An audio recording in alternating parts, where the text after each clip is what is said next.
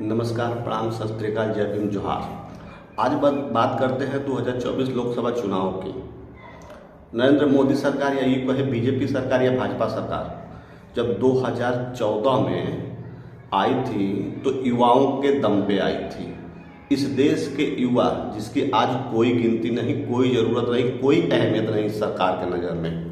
जी हाँ, बिल्कुल सही कह रहे हैं। लोकतंत्र का सबसे बड़ा त्यौहार इस समय चल रहा है हमारे देश में। जब 2014 में ये सरकार आई थी तब 2 करोड़ प्रति साल रोज, हालांकि जो भी कहा था मैं उसमें नहीं जाना चाहता। मैं अभी अभी इस सरकार का मैनिफेस्टो घोषणा पत्र जिससे पे लिखा है मोदी की गारंटी, मैंने उसको पढ़ा। यकीन मानिए उसमें कहीं भी युवाओं के नौकरी से संबंधित कोई चर्चा नहीं है, कोई नामो निशान नहीं है।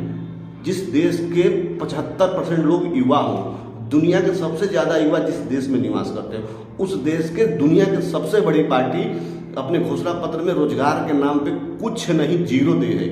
आखिर क्यों? इसका गुनहगार कौन है? इसका गुनहगार भारत की सरकार नहीं है, प्रधानमंत्री नरेंद्र मोदी नहीं है, बीजेपी पार्टी नहीं है। इसका गुनहगार सिर्फ और सिर्फ इस देश के बेरोजगार युवा है। जी हाँ, बिल्कुल सही सुना आपने। इसका गुनहगार इस देश का सीधे सीधे युवा है। कैसे वो आज हम आपको बताते हैं। इंटरनेशनल लेबर ऑर्गेनाइजेशन की रिपोर्ट आई है जिसमें ये कहा गया है कि भारत में 83% युवा बेरोजगार हैं। ये छोटी मोटी आंकड़ा नहीं है, बहुत बड़ा आंकड़ा है। 83% मतलब 100 में से 83 लोग बेरोजगार हैं। अब बात करते हैं कि सरकार दोषी क्यों नहीं है। जी भैया, बिल्कुल सरकार दोषी नहीं। अब हम आपको बताते हैं। इस देश का युवा बेरोजगार नहीं है। सबसे पहले वो कहा है, सबसे पहले वो हिंदू है, मुस्लिम है। जिस दिन वोट डालनी होती है इस देश का युवा बेरोजगार बन के वोट नहीं डालता है। जिस दिन इस देश का एक एक युवा बेरोजगार बन के वोट डालना शुरू करेगा, यकीन मानिए इन सरकारों के तख्ता हिल जाएगी और सबसे पहली लाइन रोजगार पे लिखना पड़ेगा। इस देश का युवा सबसे पहले वोट डालने के समय आप सुनिए क्या है। सबसे पहले वो हिंदू है, मुस्लिम है, उससे बचा। वो हिंदू है, मुस्लिम है, उससे बच गया तो क्या है? वो भाजपाई है, कांग्रेसी है, समाजवादी है, राजद है, यूनाइटेड पार्टी का है, मतलब किसी न किसी पार्टी का है। पहले तो हिंदू है या मुस्लिम है, उसके बाद किसी न किसी पार्टी का है। अब उससे बचा तो क्या है? उससे बचा तो वो ब्राह्मण है, भूमिहार है, क्षत्रिय है, यादव है, कुर्मी है, वैश्य है, कुम्हार है, लोहार है, इत्यादि है। इस देश का युवा सबसे पहले क्या है?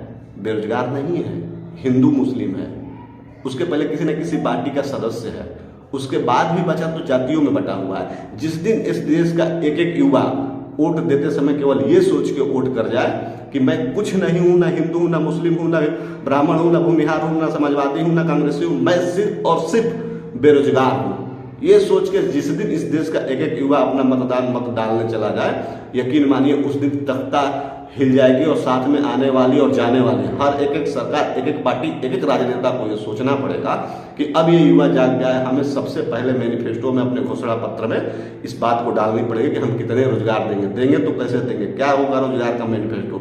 जो आज दुनिया की सबसे बड़ी पार्टी का मैनिफेस्टो पढ़ के दंग रह गया, यकीन मानिए उसमें कहीं रोजगार का नामो निशान नहीं है। इसके यदि ये इतनी बेकार स्थिति के लिए कोई जिम्मेवार है तो सिर्फ और सिर्फ इस देश का युवा है। मैं युवाओं से अपील करना चाहता हूं कि अभी भी समय है, अभी भी वक्त है, जगिए।